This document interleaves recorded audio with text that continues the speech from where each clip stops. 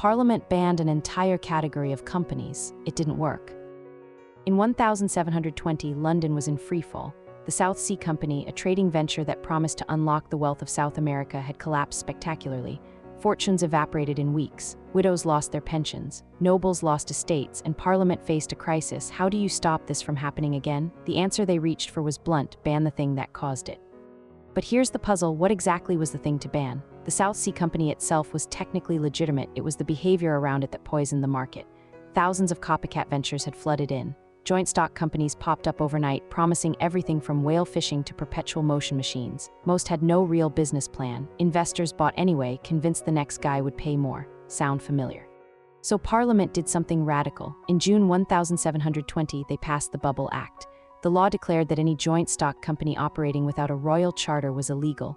No charter, you couldn't exist, you couldn't trade shares, you couldn't raise capital. On paper, it was a sledgehammer aimed at financial chaos. The problem: getting a royal charter was expensive, slow, and required connections most people didn't have. Suddenly, legitimate business ventures, ones that actually wanted to operate, couldn't. The law didn't distinguish between the fraudulent whale fishing scheme and the honest merchant trying to pool capital with partners. Everything without a crown's blessing was criminal.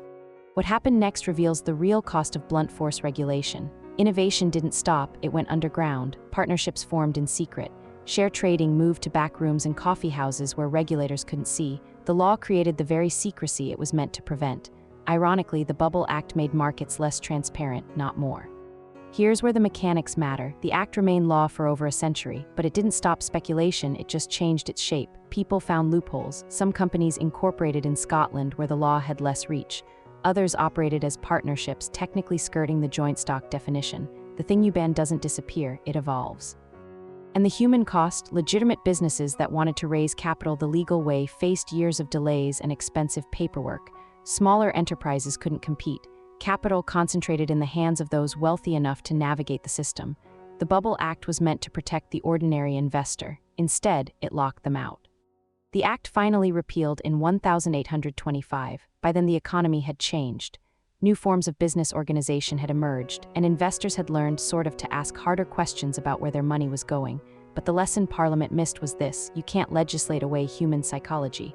Fear and greed don't obey laws, they find new vessels. So that's why the Bubble Act failed. It treated a symptom, not the disease. The South Sea crash happened because people wanted to get rich fast, and nothing in the world stops that desire. Laws can shape how that desire flows. They can make it harder or easier, transparent or hidden, but they can't eliminate it. The act proved that sometimes prohibition creates worse problems than the original crisis. Every financial crisis since has followed the same pattern. Regulators overreact with broad bans, markets adapt, loopholes emerge, and years later the law gets quietly repealed or rewritten. The Bubble Act is a 300-year-old case study in how not to regulate speculation, and yet we keep making the same mistake. If you want to understand why financial bubbles keep happening, why the rules never seem to stick, you have to see them as we do, not as isolated crashes, but as chapters in a much longer story. Each one teaches us something about what doesn't work. Subscribe so you don't miss the next one. This video is for educational and informational purposes only and is not financial advice. Always do your own research. Subscribe, there's a new unsolved financial crisis every week.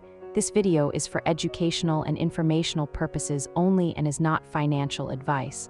Always do your own research.